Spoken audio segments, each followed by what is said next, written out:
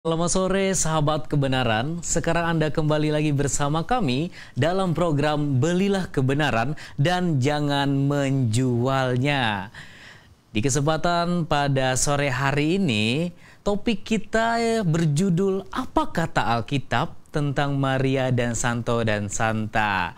Dan untuk para pendengar semua yang ada di rumah, para pemirsa yang ada di rumah, kami harap dalam keadaan baik-baik saja sehingga dapat menyaksikan kami di sore hari ini hingga pukul 4 sore nanti. Oke, sebagai narasumber kita pada sore hari ini telah ada bersama kita Bapak Dr. Stephen Eliau. Selamat sore Bapak. Ya, selamat sore kepada Saudara Cio dan juga selamat sore saya ucapkan kepada semua pemirsa dan sahabat kebenaran sekalian. Oke, Bapak kabarnya baik juga? Puji Tuhan, dalam keadaan baik. Oke, Bapak, sepertinya topik sore hari ini menarik sekali, beda dari biasanya. Kita membahas tentang Maria dan Santo Santa. Kira-kira apa yang membuat Bapak terinspirasi sehingga ingin membahas topik ini, Pak? Ya, karena saya rasa orang Kristen tentunya tidak asing dengan namanya Maria. Gitu ya. Saya rasa semua orang Kristen tahu sebagai ibu dari yang melahirkan Yesus, gitu kan. Namun demikian ada banyak kontroversi juga dan ada banyak pandangan dan banyak orang yang tidak tahu bagaimana harus bersikap ya terhadap Maria dan juga tentang Santo dan Santa. Nah, ini banyak orang yang agak bingung sebenarnya apa sih Santo dan Santa gitu kan. Nah, ada orang juga yang mengagungkan Santo dan Santa dan sebagainya, dan siapa sebenarnya Santo dan Santa? Begitu. Oke, sebenarnya sangat menarik sekali pembahasan kita sore hari ini. Jadi buat para pemirsa semua, jangan sampai melewatkan topik sore hari ini. Dan apabila nanti saudara-saudari ingin bertanya, silakan langsung tinggalkan pertanyaan Anda di kolom komentar Facebook Live kita, atau langsung WhatsApp kita di nomor 0811 9222 313.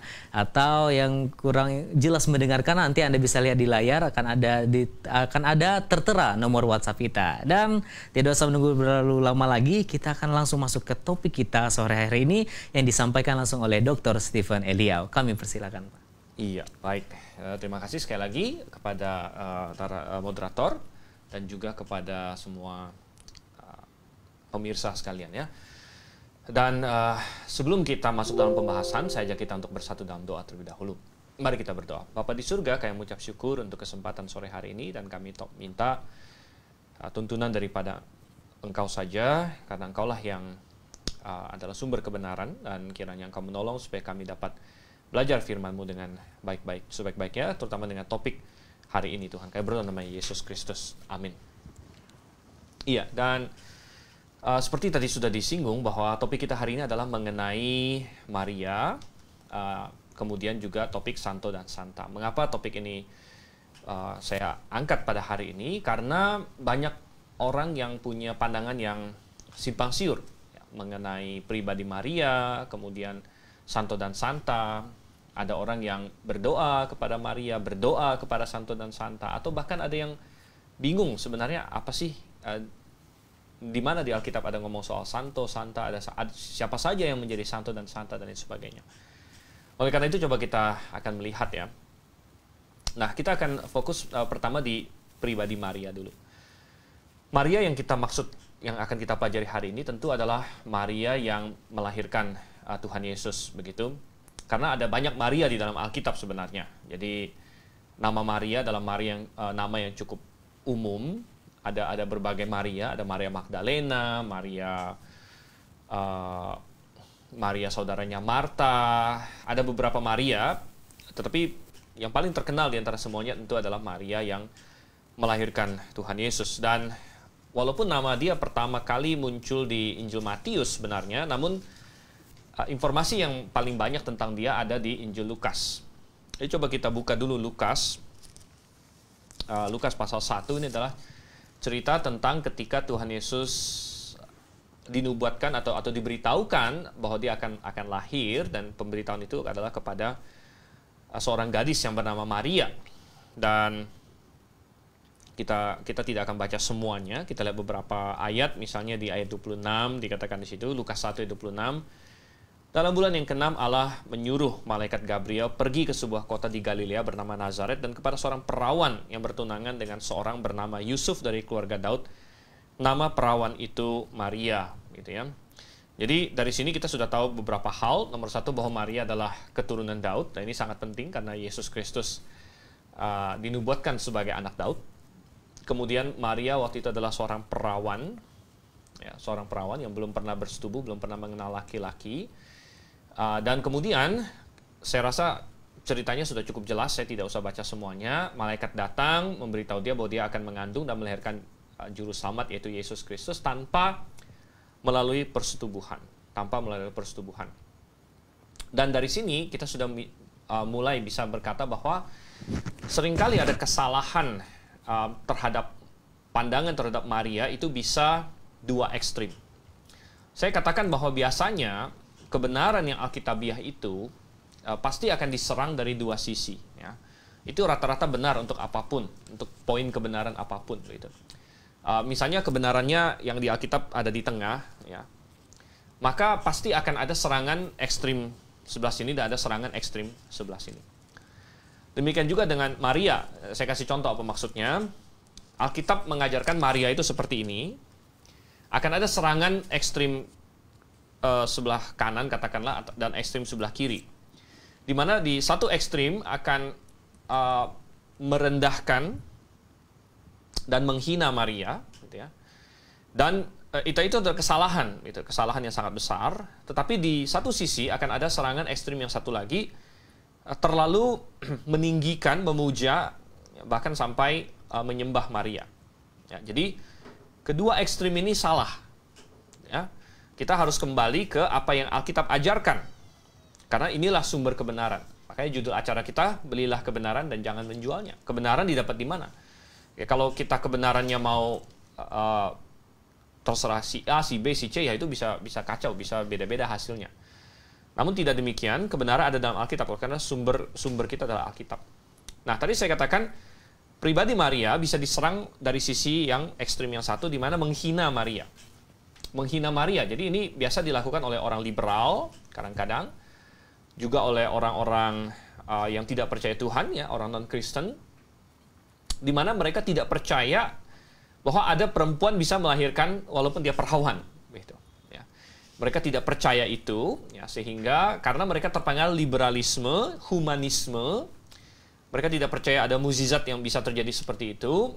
Dan herannya ini adalah orang-orang yang dalam tanda kutip Kristen, gitu, jadi Kristen liberal. Ya. Dan mereka membuat berbagai teori bahwa sebenarnya Maria itu dia selingkuh, misalnya, dia tunangan sama Yusuf, namun kemudian dia dalam tanda kutip melakukan persetubuhan dengan orang lain, ya. Dan akhirnya Yesus itu sebenarnya adalah anak haram lah, boleh dibilang begitu, ya.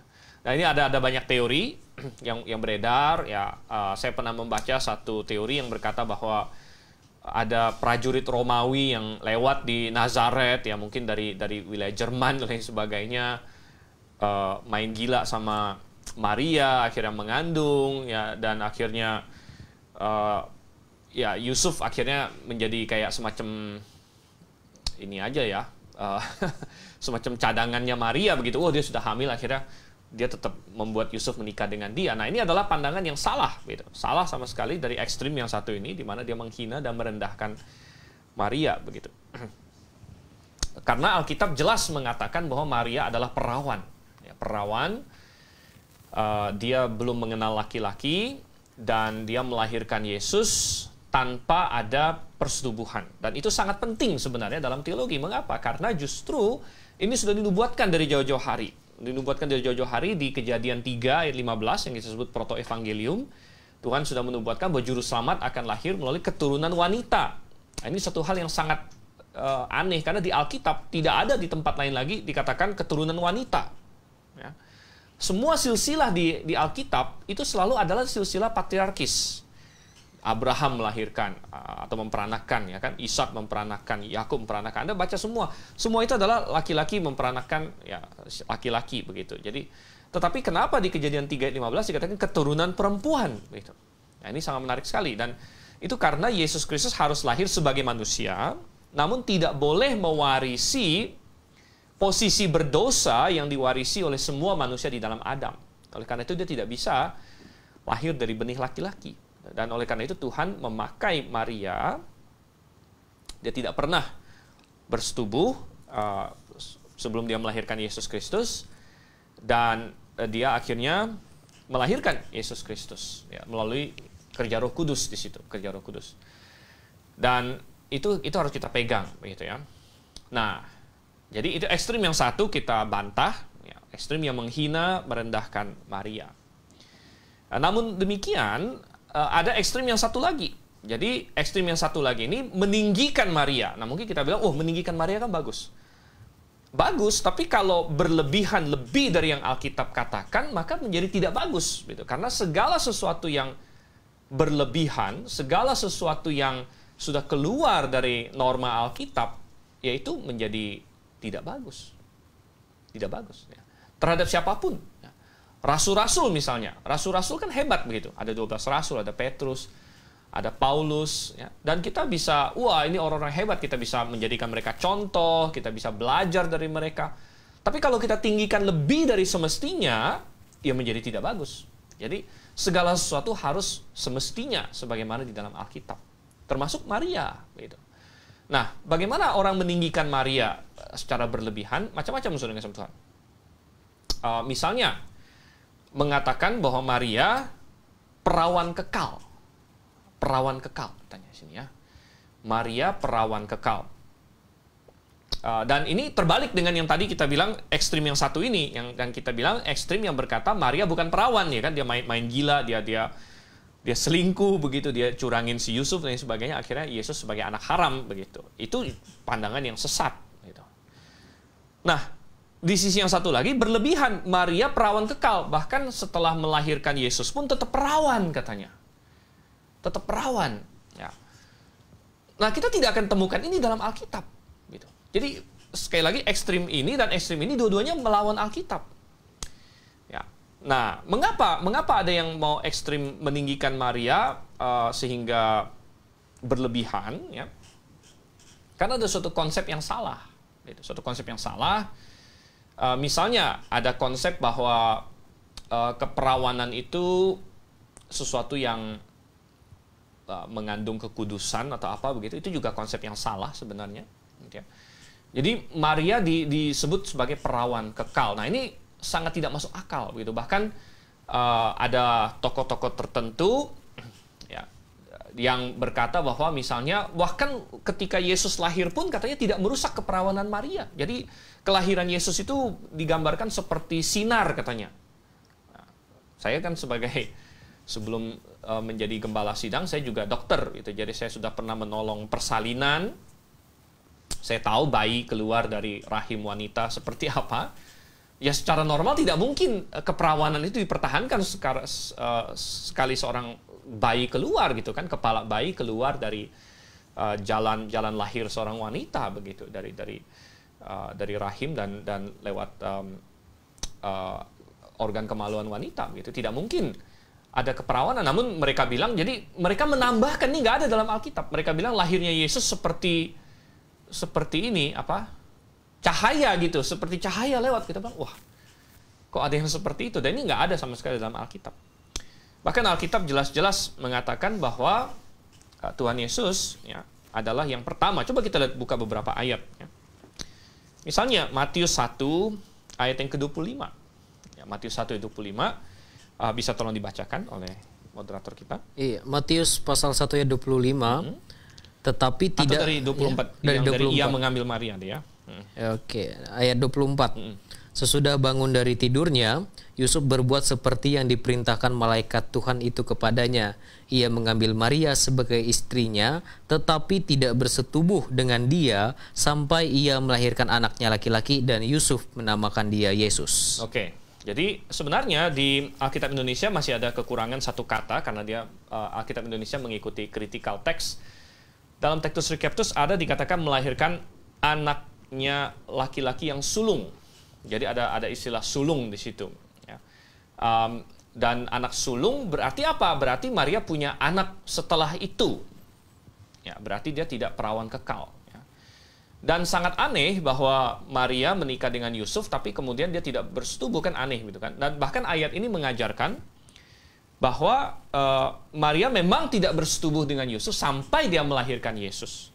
Tetapi kata-kata tidak bersetubuh dengan dia sampai ia melahirkan anaknya laki-laki justru memberikan indikasi kuat bahwa setelah dia melahirkan Yesus, dia sebagaimana layaknya suami dan istri bersetubuh, melakukan persetubuhan antara Yusuf dan Maria yang akan menghasilkan anak-anak lain. Dan anak-anak lain itu ada disebut dalam Alkitab. Coba kita buka Matius 13 ayat 55. Matius 13 ayat 55, boleh tolong dibaca? Ya, Matius 13 ayat 55. Bukankah ia ini anak tukang kayu? Bukankah ibunya bernama Maria dan saudara-saudaranya Yakobus, Yusuf, Simon dan Yudas? Dan bukankah saudara-saudaranya perempuan semuanya ada bersama kita?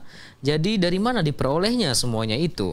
Oke, jadi Alkitab sangat jelas sekali bahwa Tuhan Yesus di sini dia punya saudara-saudara.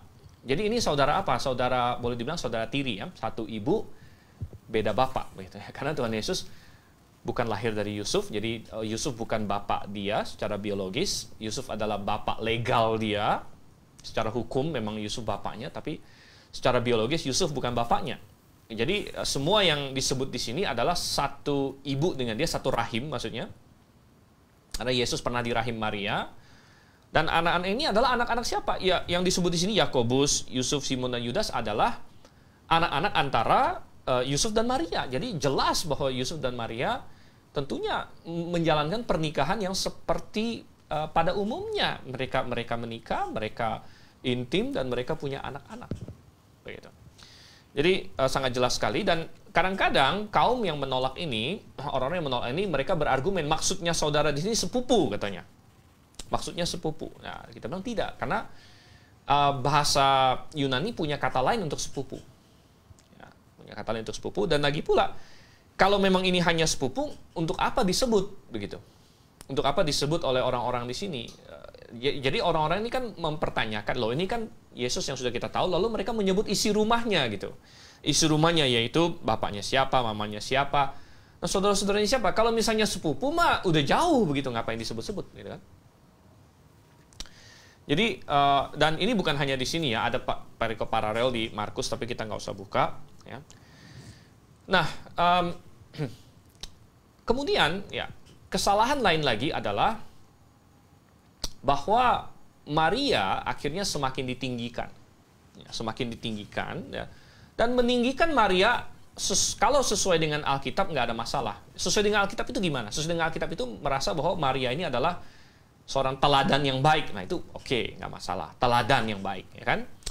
Dia adalah seorang wanita yang luar biasa, yang harus kita belajar dari dia, dari Maria. Oke, itu bagus. Ya memang harus seperti itu, gitu.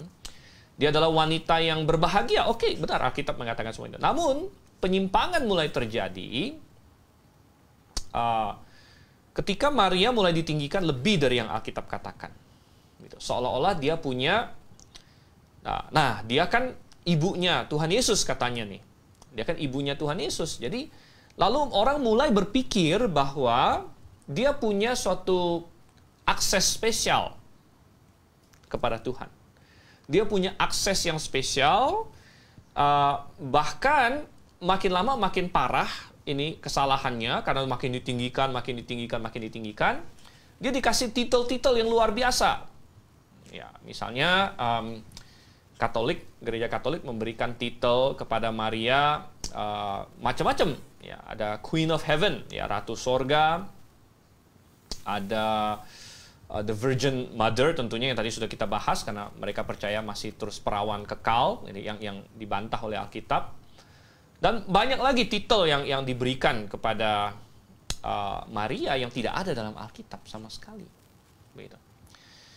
Dan Alkitab, apa kata Alkitab? Coba kita buka. Ya. Apakah Maria punya suatu akses spesial kepada Tuhan Yesus karena dia pernah menjadi ibunya? Ya, coba kita buka di Lukas 11 ayat 27 misalnya. Oke, boleh dibacakan? Ya, Lukas 11, 27 dan 28. ketika Yesus masih berbicara, berserulah seorang perempuan dari antara orang banyak dan berkata kepadanya, "Berbahagialah ibu yang telah mengandung engkau dan susu yang telah menyusui engkau." Tetapi ia berkata, "Yang berbahagia ialah mereka yang mendengarkan firman Allah dan yang memeliharanya." Iya. Jadi rupanya waktu Yesus sedang pelayanan di sini, banyak orang dengan mata jasmani berpikir seperti yang dipikirkan oleh banyak orang hari ini. Wah, tentunya Maria ini sangat spesial kebahagiaan dia dan punya sesuatu yang spesial karena dia dipilih Tuhan untuk menjadi ibu dari juru selamat begitu. Dan wanita ini punya pandangan yang sama sehingga dia bilang, dia berseru teriak gitu kan. Mungkin sebagai seorang wanita dia merasa, waduh, ibu mana yang tidak bangga kalau anaknya hebat? Saya rasa semua ibu bangga gitu kan. Sebagai seorang wanita, ya kalau Anda punya anak yang luar biasa, Anda kan ikut bangga. Dan mungkin ibu ini terpukau dengan pengajaran Tuhan Yesus. Wah ini hebat sekali nih rabi yang satu ini. Sehingga dia berteriak, waduh, berbahagialah ibumu kan.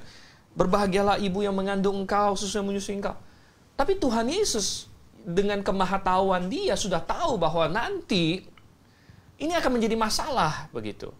Bahwa nanti ya, Maria akan ditinggikan lebih dari seharusnya. Dan orang akan salah paham sehingga Tuhan Yesus langsung memberikan di sini bukan karena Tuhan Yesus tidak sayang ibunya. Tuhan Yesus tentu sebagai seorang anak sayang ibunya. Ya, tapi Tuhan Yesus langsung berkata karena Tuhan Yesus walaupun dia sayang ibunya namun dia adalah kebenaran itu sendiri. Dia tidak mungkin ngomong bohong dan dia pasti berkata apa adanya. Ayat 28 dia berkata, "Yang berbahagia ialah mereka yang mendengarkan firman Allah dan memeliharanya." Artinya Tuhan Yesus langsung ingin kasih tahu bahwa Maria tidak memiliki posisi yang spesial di mata Tuhan gitu. Dalam hubungannya dengan Tuhan Yesus, apalagi setelah Tuhan Yesus menyelesaikan karyanya di muka bumi ini. Ya. Apakah Maria berbahagia? Berbahagia. Ya. Tetapi Maria berbahagia karena, ayat 28, karena dia mendengarkan dan memelihara firman Tuhan. Jadi kebahagiaan Maria tidak berbeda secara mendasar dengan kebahagiaan siapapun. Artinya gini, siapapun hari ini bisa memiliki kebahagiaan yang sama dengan Maria, asal dia mau mendengarkan dan memelihara firman Tuhan. Memang kita semua bisa dipakai oleh Tuhan dengan berbagai cara. Ya, tentu tidak seperti Maria lagi, karena Tuhan Yesus sudah datang gitu. Tapi Tuhan bisa pakai kita untuk hal-hal lain. Dan kebahagiaannya itu sama nanti. Tuhan ingin mengatakan. Pahala di sorga, sama. Begitu. Coba kita buka lagi di dalam Matius 12 ayat 48. Matius 12 ayat 48. Oke. Ya, Matius 12. Atau dari ayat 47. Ya. Matius 12, 47 dan 48. Maka seorang berkata kepadanya, "Lihatlah, ibumu dan saudara-saudaramu ada di luar dan berusaha menemui engkau." Tetapi jawab Yesus kepada orang yang menyampaikan berita itu kepadanya, "Siapa ibuku dan siapa saudara-saudaraku?" Ayat 49.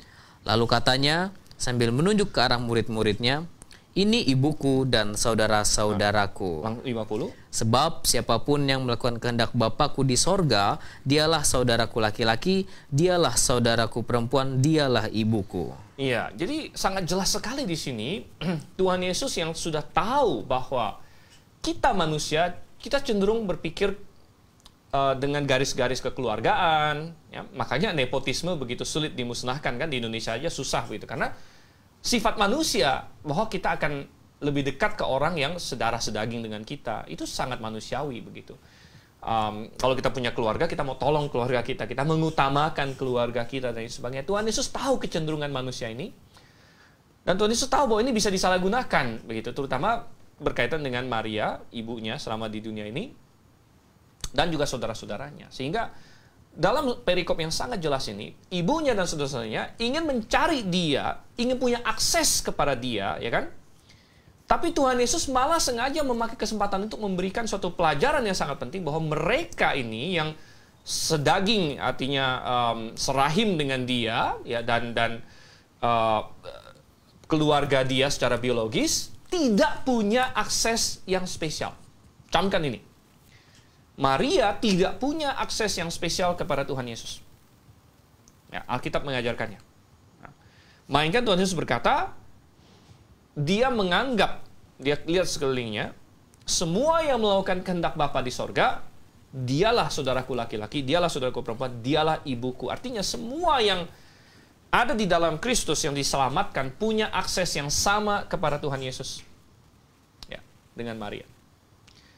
Jadi dengan demikian, gugurlah konsep lain bahwa kita perlu, kalau kita mau doa sama Tuhan, jadi ada suatu dikonsepkan begini, karena sebagian orang berdoa sama Maria. Ya, jadi mereka doa sama Maria, ada doa rosario, doa apa lagi, doa novena, macam-macam, ada Hail Mary, ya salam Maria lah, segala macam. Jadi orang berdoa sama Maria, dan itu suatu kesalahan yang sangat-sangat besar, saudara. Karena doa itu adalah kepada Tuhan. Doa itu kita berkomunikasi dengan Tuhan. Tapi apa yang sering menjadi argumen atau pembenaran berdoa sama Maria? Katanya, Maria itu kan Tuhan, ibunya Tuhan katanya. Jadi kadang-kadang mungkin dikonsepkan, kalau kita ngomong langsung sama Tuhan, ya nggak tahu mereka anggap Tuhan itu seperti apa. Mungkin macet katanya begitu kan, atau mungkin dia anggap kayak manusia, mungkin kayak Tuhan itu kayak terlalu sibuk gitu. Jadi doa kita itu, wah, kalau lewat jalur normal mungkin dianggap kayak birokrasi di Indonesia begitu ya, entah nanti berkasnya hilang kemana begitu. Jadi kita harus lewat jalan belakang katanya. Nah, jalan belakangnya ini lewat Maria. Berdoa kepada Maria, nanti Maria ngomong sama Tuhan Yesus. Nah, kalau ibu ngomong sama anak pasti didengar katanya. Jadi ini sekali lagi konsep manusiawi, kedagingan, ya, yang diterapkan gitu kepada hal rohani yang nggak ada benernya sama sekali. Ya. Alkitab menjelaskan bahwa Tuhan Yesus mengatakan Maria tidak punya akses spesial kepada dia. Di dunia aja enggak, apalagi sudah di sorga begitu. Coba kita buka 1 Timotius pasal 2. Ayat 5. Ya, silakan dibaca. 1 Timotius pasal 2 ayat 5. Karena Allah itu Esa, dan Esa pula dia yang menjadi pengantara antara Allah dan manusia, yaitu manusia Kristus Yesus. Baik. Jadi memang untuk bisa kita kepada Tuhan, kita memang butuh pengantara. Itu tidak kita pungkiri. Namun pengantara itu bukan Maria. Pengantara itu juga bukan ada 2, 3, 4, atau 5, atau ada banyak pilihan. Kita mau pengantara yang mana? Tidak. Ayat Kitab dengan jelas mengatakan, Esa pula pengantara kita, yaitu manusia Kristus Yesus. Manusia Kristus Yesus. Itu adalah pengantara satu-satunya. Oleh karena itu, tidak diperbolehkan kita mendekat kepada Tuhan lewat jasa orang lain. Nggak akan nyampe gitu. Satu-satunya pengantara yang sah antara manusia dengan Tuhan adalah Yesus Kristus. Nah, kadang-kadang ada orang berkata, loh, bukankah kita mengambil contoh di dalam Yohanes? Yohanes pasal 2, katanya. Ada waktu itu di Kana, ada pernikahan, lalu rupanya ini masih ada saudara dengan Maria, jadi ada saudara dengan Tuhan Yesus juga. Lalu mereka kehabisan anggur, kita sudah tahu ceritanya. Dan Maria meminta kepada Tuhan Yesus untuk mengubah air menjadi anggur. Lalu akhirnya Yesus mengubah air menjadi anggur. Nah, mereka bilang begini, inilah contohnya. Jadi kalau kita minta sesuatu lewat Maria, Maria sampaikan ke Tuhan Yesus lakukan. Gitu. Namun ini contoh yang salah, saudara Tuhan. Mengapa? Karena di dalam contoh ini, tidak ada siapa-siapa yang meminta lewat Maria. Gitu.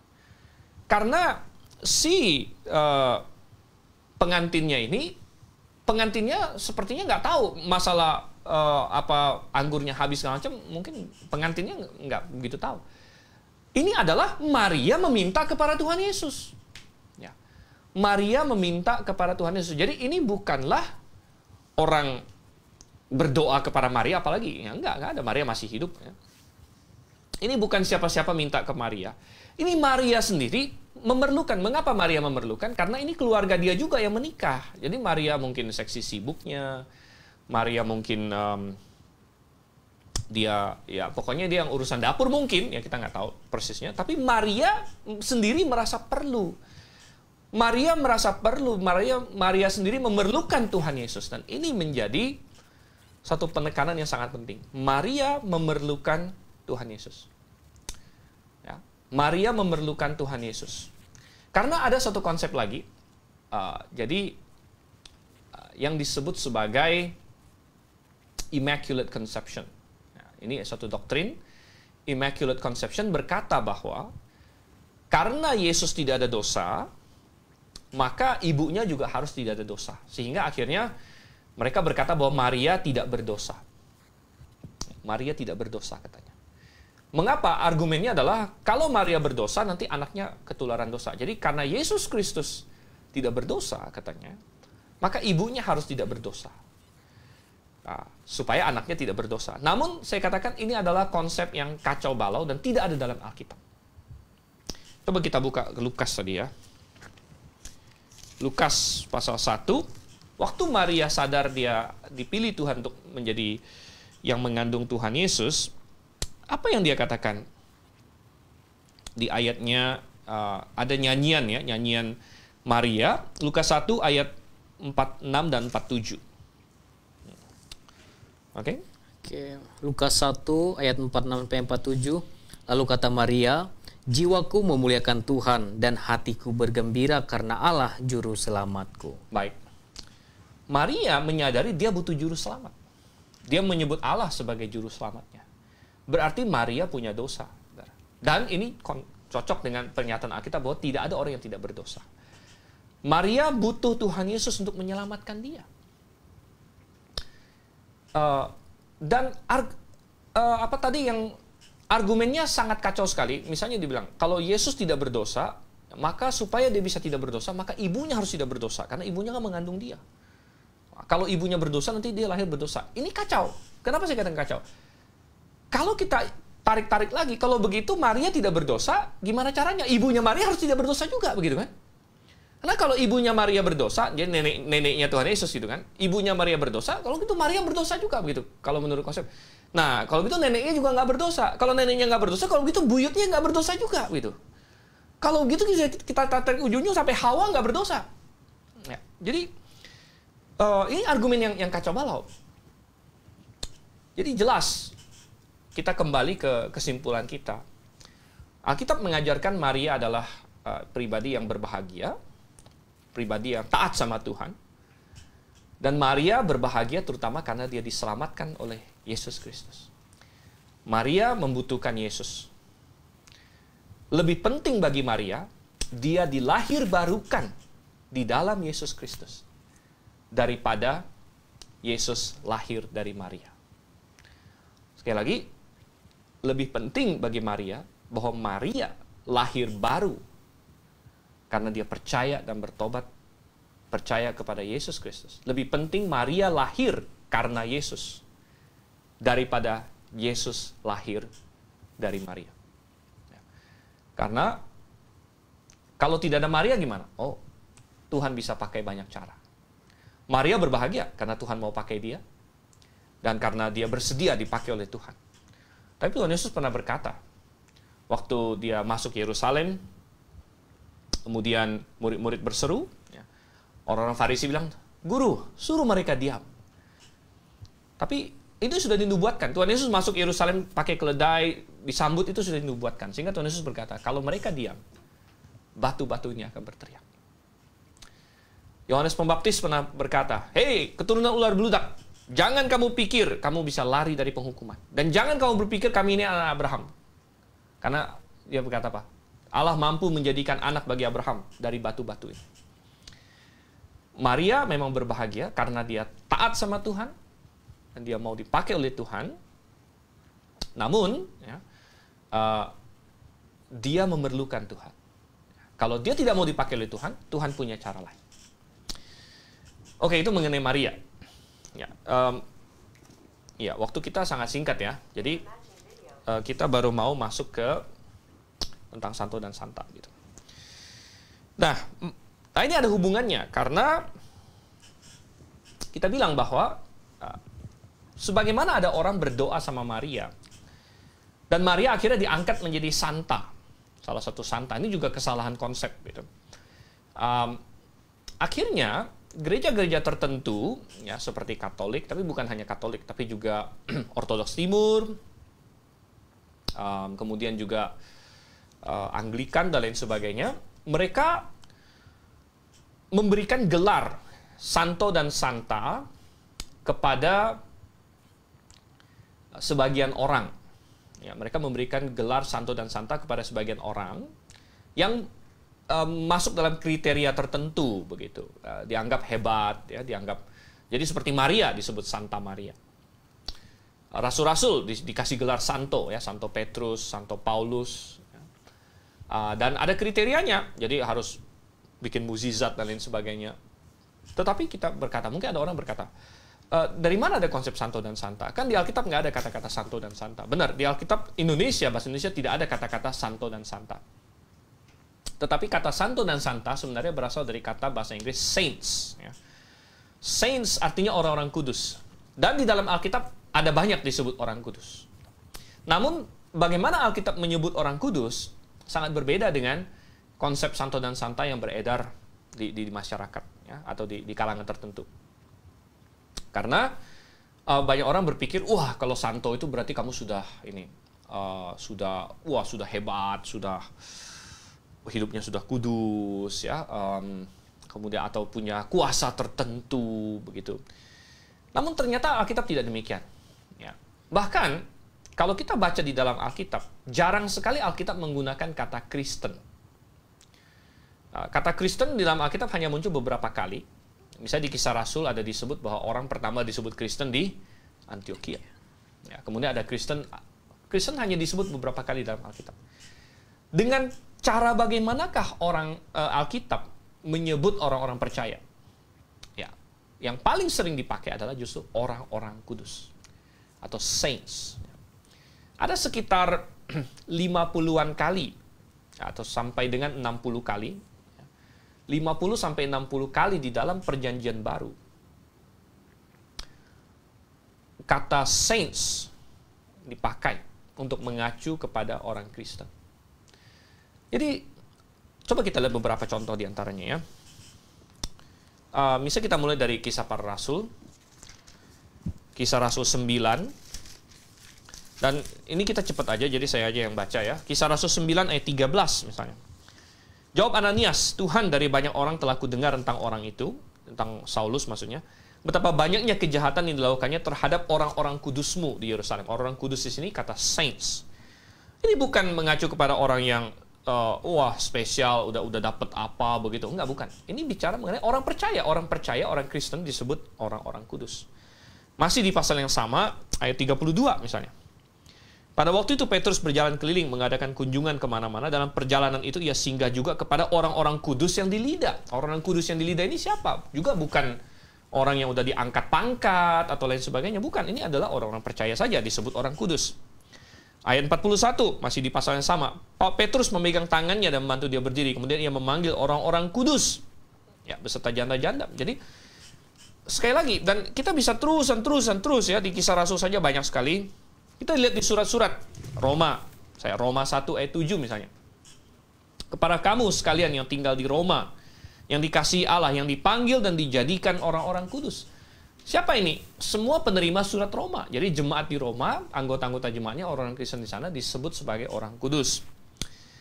Sekali lagi, saya bisa tambahkan banyak sekali, tapi kita buka yang terakhir deh. 1 Korintus 1 ayat 2. Jadi hampir semua surat Paulus, dia menyapa mereka dengan sebutan orang kudus. Tapi kita lihat 1 Korintus 1 ayat 2. Kepada jemaat Allah di Korintus, yaitu mereka yang dikuduskan dalam Kristus Yesus, yang dipanggil menjadi orang-orang kudus, dengan semua orang di segala tempat yang berseru kepada nama Tuhan kita Yesus Kristus, yaitu Tuhan mereka dan Tuhan kita. Jadi kenapa orang Kristen disebut orang kudus? Jawabannya ada di sini. Karena orang Kristen adalah orang yang sudah dikuduskan oleh Yesus Kristus. Kekudusan itu, sudah dikasih sama Tuhan, minimal ada dua. Ya, yaitu kekudusan posisi dan kekudusan praktek atau karakter. Kekudusan posisi atau kekudusan karakter.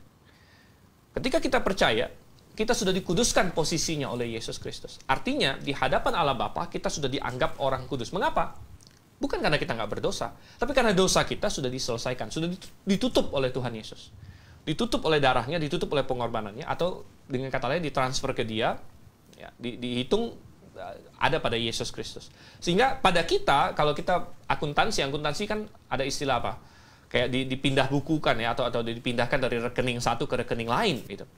Dosa kita sudah dipindahkan ke rekening Tuhan Yesus. Ya. Oleh karena kita dihitung sebagai orang benar, dihitung sebagai orang kudus. Itu memakai kata Yunani logizomai, satu istilah akuntansi juga sebenarnya dalam bahasa Yunani. Kita di logizomai, dianggap, dihitung sebagai orang kudus, orang benar. Sehingga walaupun kita belum punya kekudusan karakter, karena kita masih bisa jatuh dalam dosa, namun secara posisi kita sudah kudus. Makanya dikasih titel atau disebut orang-orang kudus. Inilah orang-orang kudus atau saints dalam pengertian yang sejati, santo dan santa dalam pengertian yang sejati dalam Alkitab, yaitu semua orang yang sudah sungguh-sungguh dosanya semua diselesaikan oleh Yesus Kristus melalui percaya kepadanya. Jadi artinya semua orang yang sungguh-sungguh lahir baru adalah santo dan santa. Ini adalah pengajaran Alkitab. Gitu. Nah, kesalahan terjadi ketika kekristenan bercampur dengan paganisme atau penyembahan berhala.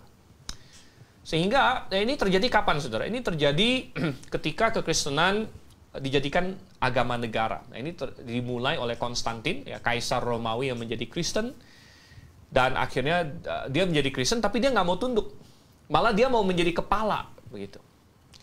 Akhirnya gereja-gereja yang haus kekuasaan tunduk sama Konstantin. Nah, akhirnya gereja dengan negara menjadi satu. Akhirnya makanya disebut Roma. Ya, negaranya Roma, gerejanya pun Roma, gitu kan? Romawi, ya. Dan menjadi satu. Akhirnya segala macam mitos-mitos dan kepercayaan penyembahan berhala Roma sedikit banyak tercampur dengan kekristenan. Misalnya di Roma mereka politeisme waktu itu. Dan mereka punya banyak dewa-dewi. Dewa-dewi ini punya keahlian masing-masing. Contohnya, dewa perang, Mars. Jadi kalau kamu prajurit, kamu doa sama siapa? Doa sama Mars. Karena ini dewa perang. Para wanita sering doa kepada Aphrodite, ya, dewi kesuburan.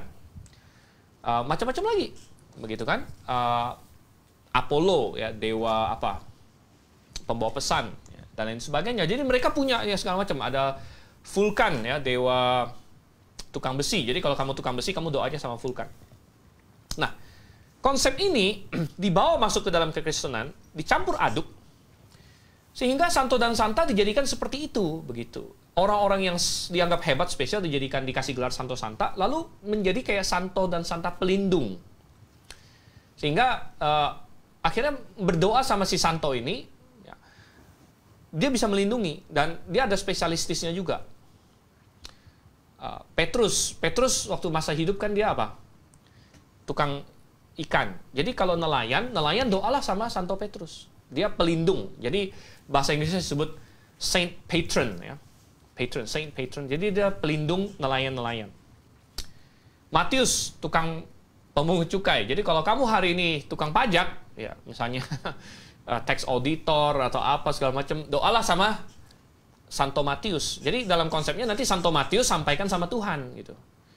Persis seperti yang tadi kita bilang Maria tadi, doa sama Maria sampaikan sama Tuhan. Yang sama sekali nggak alkitabiah, gitu. Sekali lagi kita tidak boleh berdoa sama siapapun selain kepada Tuhan, dan konsep santo dan santanya kacau balau. Kacau balau. Kenapa bisa kacau balau? Karena tadi tercampur dengan konsep penyembahan berhala, konsep politeisme tercampur. Kenapa bisa tercampur? Karena gereja bergabung dengan negara. Ketika gereja bergabung dengan negara, yang terjadi adalah kekacauan. Bahkan ketika reformasi berlangsung di abad 16, kesalahan utama para reformator adalah gagal melihat sumber kesalahan ini. Sehingga penggabungan gereja dengan negara berlangsung lagi, bahkan untuk gereja-gereja reformasi. Reformasi Inggris, akhirnya gereja Inggris tetap bergabung dengan negara Inggris. Akhirnya menjadi gereja resmi negara Inggris, Anglikan. Luther, ya, reformasi di Jerman, tapi kemudian bergabung juga, akhirnya menjadi gereja resmi Jerman juga.